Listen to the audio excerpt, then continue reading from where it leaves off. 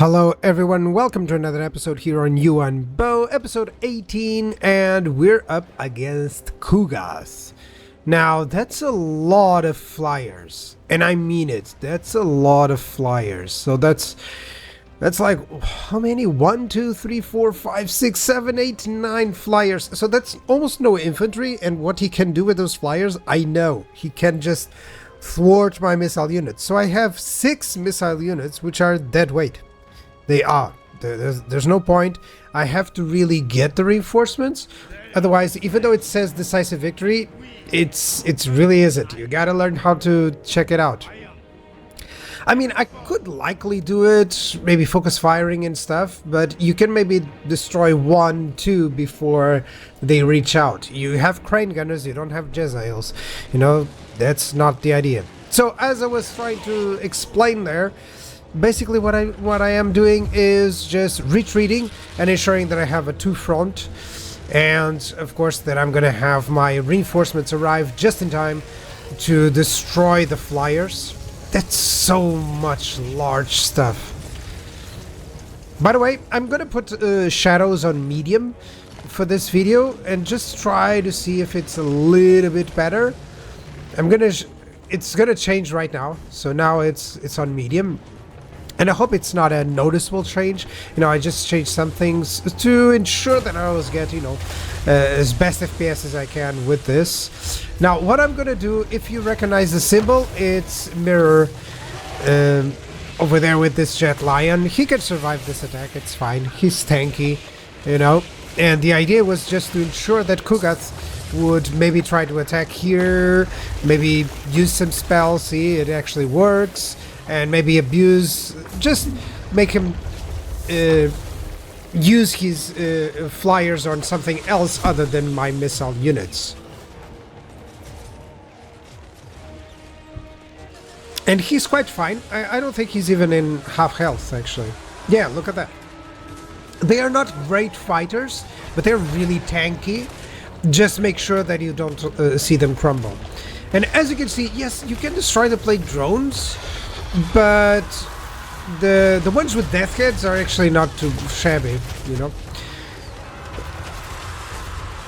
Yeah, we're taking the chariots here, and I'm sending in some of my peasants who have just arrived. And luckily, that should be the trick. Zhao Ming is now flying. I should have done is actually Zhao Ming going towards like a couple of these, and then I would cast Final Transmutation, which I'm casting now. But I could be better than casting on the ground. So Final Transmutation is a direct damage in an area. It does tremendous damage actually, especially with the spell intensity. So what I'm sending is any unit that I can before he actually overruns. Because crane gunners die really fast. They're super squishy. Compared to, let's say, Jezzails, for instance. They're super squishy. They're even squishier, I think, than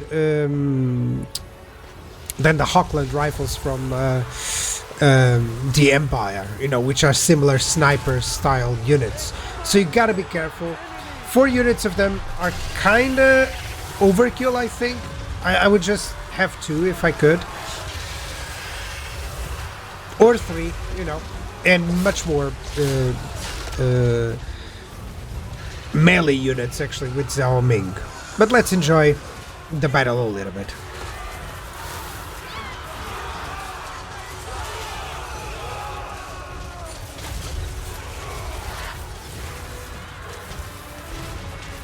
So as you can see, Celestial Dragon Gods, they're such a good unit.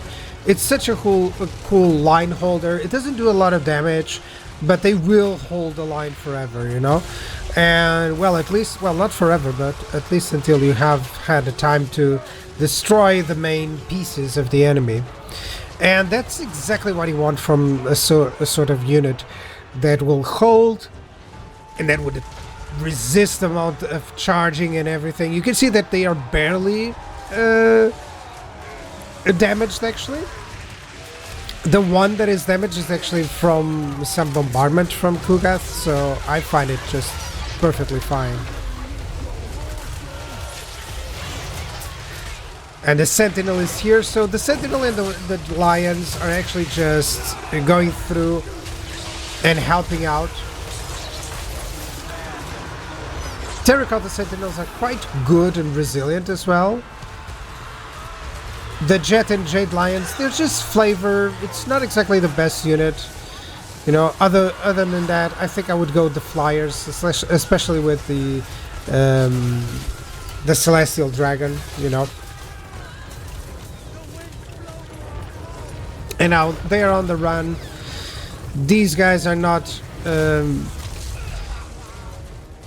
decomposing, same as the Rot Knights, and all that we left is with Kugath. Now Kugath can survive tremendously, and because he is an artillery unit, he can still do a lot of damage. So I'm just sending Zhao Ming to avoid having him using too much of his missile attack, because that's the biggest problem. I wish we had something to deny ammunition, and that would be an item to bring, you know, an item on artillery, and that would be against Kugath, because he's just sending in and he's still half health. This is about the best melee monster in the game. Kugath with some items, it's truly a beast actually. And you can see that his weapon strength is still 700 and melee is 79. I mean, and he seems hurt, and he was still 11k in health. But yeah, he dies, of course, because at one point that just goes too much. You know, of course, the penalty is too much, especially after he gets wounded. You know, the wounds, that starts to destroy him fast. But most of that damage from Zhao Ming was actually against Kugath. Now you can see, yeah, kill 0, yeah, but that doesn't count. The fact that these guys were using magic mirror. What is it called? The reflecting mirror stuff to go against Kugath. So yeah, let's see. By the way, whenever we're going for magic items, don't overthink it too much. I think you can have a build specifically tailored now that we know which items we're going for, but it's not really that required. You know, overall, all that you want is some items that will make the character slightly better. If you can tailor a little bit to it, I would say that just, of course, make sure that the casters don't get, you know, powerful weapons, because, well, they're good with powerful weapons, but perhaps you're better to give them to the melee characters, because that's where they'll shine, you know? So overall, just give the best casting items to, of course, or surviving items to the casters, and give the best fighting items, let's say, to the melee units. It befits my high station. No, yeah, let me just ensure that we get replenishing here. Rang G, you're gonna go over here. This is just to replenish. Lita is gonna have a nice army that's gonna go to the north. And for now, all that I want is to take Kiang back and then peace out with Nurgle, because the biggest battle is going to be against the Greenskins, and hopefully by then I will be able to confederate with Miao Ying. Who knows? That would be a good idea. You know, because with the confederation, that would be excellent, actually. So we've recovered. Yep. And we're going to have Shang Wu with a tier 4, which is excellent. And I now actually have materials at sea, which I got from a goodie on the other side, so that's perfect. And actually this means that I can get something great, actually. Because now we are tier 4, and what can I get here? Oh, definitely that's a nice one, but that will be, you know, the very last building. I think I'm gonna go for Longmas here. And he does have the recruitment, actually. And nearest recruit in this province get an additional 10 armor. So what I want to use is the rush construction here in Shangwu. This is just crazy. It's 6 turns that it was going for, and suddenly it's this, you know? And it works perfectly with materials at sea, you know? You don't get to pay too much for this. And suddenly you rush the construction. It's just crazy good. You know, if you could have like a conquer a province that you would know that would become your military province, just destroy the buildings and then with any bonuses that you have for construction. Just ensure that you build everything, like, you know, on a tier 5 place or a tier 4 place. You build everything in rush construction, and suddenly you get everything to tier 4 really fast. So rank G, I could get some celestial units, but I'm not considering that. That's not the army that I want for him. I want him to have longbows. So I'm thinking I have an army on the other side that has some longbows, including the ROR, and I'm going to send it to this theater here, preparing already a massive fight against the greenskins, which will eventually happen. For now, I don't have too much of a trouble on the other side, so I think that'll be fine. I stand ready. Azir provides. And although I love the Jade Warriors, unless I can do a campaign just with Jade Warriors, I'm gonna have to change it up to Celestial units once I reach tier 5, especially for Yuan Bo. I'm thinking Yuan Bo can benefit from those Jades and stuff until the point where he's gonna need something else. So the developments here is that I'm gonna go after Rakarth after getting some goodies. I'm waiting for a third army, which will be here. Then I'll build my army for the legendary hero, which is also excellent, and I'll bring in another army. Right here we have just recovered our losses. I don't need to rush, and honestly I don't like trying to rush monogod factions. All of them have very good strategies. Either the plagues, you know, one plague can completely destroy my advance against Nurgle. Khorne has the blood hosts, you know, Tzeentch can teleport, you know, so they all have this sort of mechanics that you gotta realize the AI uses them, and you have to be careful when moving in. So I mean, you can risk it by all means. I've seen it happen a lot in many campaigns of other people, but I really don't advise that. Just play it out softly, you know, and it works well. So what do we want? Actually, I don't have enough gold. I'm just going to think that I'm going to sign it, and suddenly I don't have enough gold. Oh god. So yeah, it's not there, it's here. I'm going to have to remove one place that was building something. Yeah, here. There we go. And now let's go for the caravan. Finally, let's go for a Gizere. I think that's how it's called. Gizere, let's get him. And let's dispatch. Alright. Overall, Mount Lee can still upgrade, but the second place. Yeah, I guess that's fine. And let's go.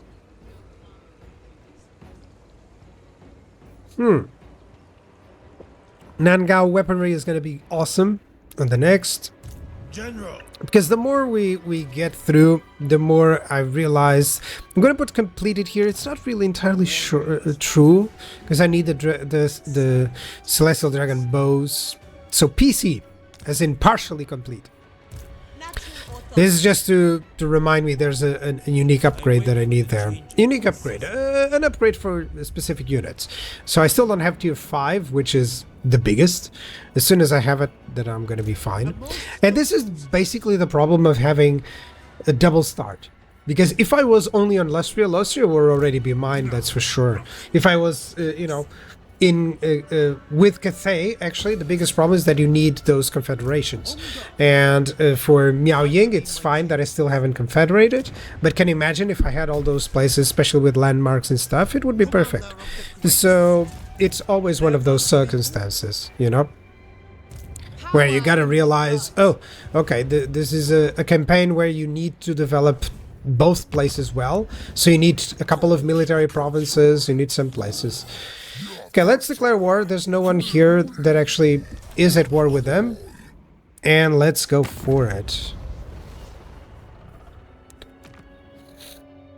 And I'm gonna go at war as well against Rakarth. So that's the thing, because typically you're gonna have... Okay, 2,286. I really want to go to war against Gorok as well. Okay, he's gonna pay me more, so I'm gonna go for it.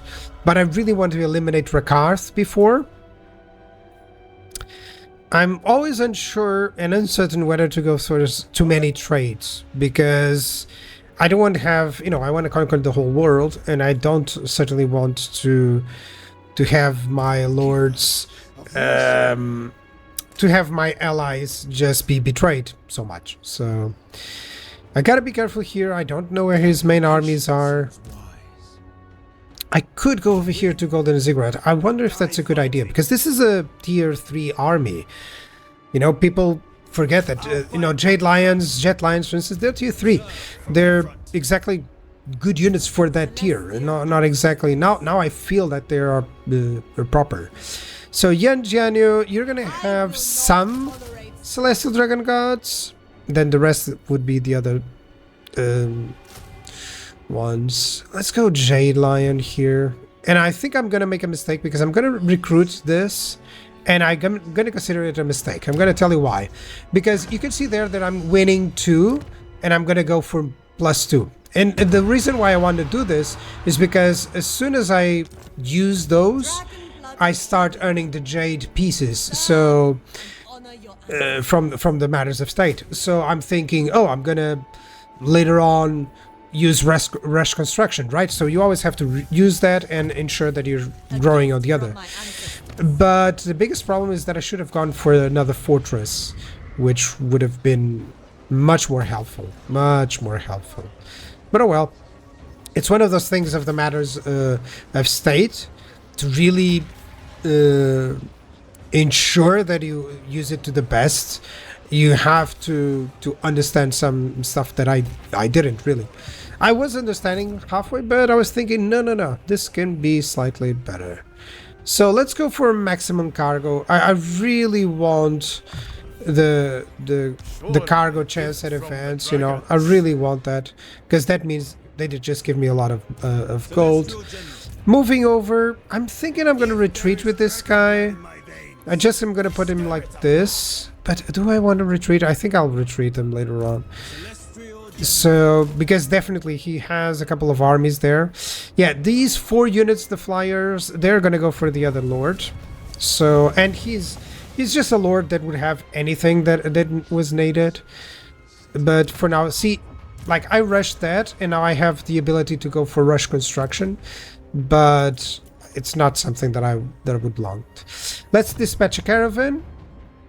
Because if I had waited, I could have gone here with, instead of getting the units and more upkeep, I could have gone with a fortress here, which would have been much better overall. It would give me a fortress on both sides. Yep, I think that would have been my best case scenario there. So I'm ambushing, trying to get, Rakarth to fall for an ambush here. And the same thing here on the other side with Zhao Ming. He's gonna go and move in. Juliu. Oh! This is what happens when you skip the turn and you forgot to attack the Ripper Horn tribe. So let's receive an ambush. It may be an L. I do not know.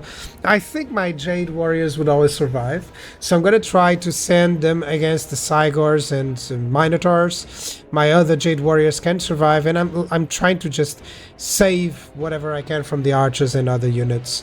And it will depend here. I'm trying to focus that I'm going to use the Jade Shield to survive. Biggest problem is the ambushed here, which is, it's 60 seconds that I gotta survive, and 60 seconds where they can do a lot of damage. So yeah, let's check it out and let's see if I can manage. Dogs coming in and Minotaurs coming in. This is a terrifying ambush. Oof. Minotaurs just do so much damage there. And actually, I am able to thwart at least a couple of these archer units that are going to survive through my Jade Warriors. Beware, there are more of them. So the Cygors are not the problem, but I need someone to hit them as quickly as possible to avoid their artillery fire and to ensure that they are under threat. Because if they are under threat, if they're taking losses, overall I can go for a faster army losses scenario here to survive. Yeah, Minotaurs suffering against peasants and halberds, so that's good. That's exactly what I want. Jade warriors are surviving and forming a perimeter around the survivors of the archers. I believe I don't lose a single unit here, so that's good. The good thing is that it didn't brought any artillery, and it was instead man-eaters, which I don't care if they die. They're mercenaries, that's their purpose. So that's the one unit that I'm like, I'm casting Jade Shield. If they survive, they survive. If they die, they die. But right now you can see that there's more of a line there with my Jade units. And I'm gonna start using my spells, my offensive spells on the enemy archers. Sigurd comes in. I could swear he's looking at me. Yeah, Sigurds seem way more beastly than they are. As in, they don't cause a lot of damage when in melee, so they choose to hit with their paws instead of using that boulder against, in melee. That would be great. But yeah. Minotaurs are trying, but I believe I destroyed almost one full unit of Minotaurs by this time. And the other ones are just not going to get through this wall of infantry. You can see that they're really good at holding the line, and they have a nice formation. If you like Medieval 2 or Rome 1, play Cathay. It's going to be really refreshing. And it's actually one army that plays out like Medieval 2 because of the formation attack. They more or less have their lines together, and people like to see that. So if you're from the old days and you want to see that happening, just play Cathay. It's really a nice faction to play, and it has that sort of idea. So now that my man-eaters are back, I'm going to send them simply against any target, especially these Sigurds, because they can hit them. And at this point, I'm no longer just trying to win the battle. I'm trying to win without any casualties. So I'm making sure that my missile troops don't lose. Oh, he was about to send the boulder, but he avoided it. And he's now running away. And that's army losses almost. Yeah, there's like one, that's the Lord, and one Minotaur unit that is still attacking. So yeah, that's good. And he's now retreating. So that's a victory, and I didn't lose any units, surprisingly. I thought I would lose like a couple of peasant archers for sure. But I mean, yeah, they're resilient. They survive well. Well enough, I guess.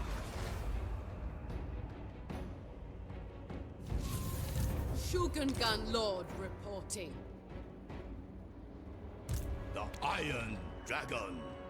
Okay, so let's go here. Ambush success. It says 100%, but I'm pretty sure that it isn't. Yeah, 80%. Yeah, I don't know why it said 100%. I guess it's just in my from my own province, it increases it, and then it tells me from the stats from that province to the next one, and then it recalculates on the next one. I think that's why it was telling me 100%. So I'm gonna decisive victory this one. That's good. I want more treasury. And that's one less enemy. I wish the beastmen were actually more organized and were able to do more than just these. I spawn an army and then you have to deal with it. Because that would have been great, It's kind of one of the factions that I wish we could fight more on an organized manner. So hopefully they get some form of, not Chaos Endgame, but if they do in the Chaos Endgame, they don't forget the beastmen there.